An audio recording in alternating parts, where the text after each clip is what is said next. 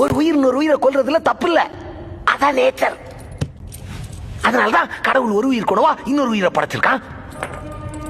கொல்றது தப்புன்னா மாட்டுக்கு கொம்பையும் பாம்புக்கு விஷத்தையும் தேளுக்கு கொடுக்கையும் எது கொடுத்திருக்கான்? ஆனா அந்த கொம்பையும் விஷத்தையும் மனுஷனுக்கு கொடுக்கலையே.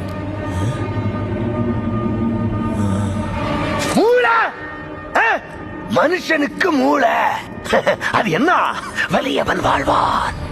வீக்கானவன்களை ஒன்னா சேர்ந்து அவன்களை காப்பாத்திக்கிறதுக்காக கொண்டு வந்ததா சட்டம். மான கொண்டா தண்டனை, ஆட கொண்டா தண்டனை இல்ல. ஏன்? மானு குறைவா இருக்கு, ஆடு அதிகமா இருக்கு.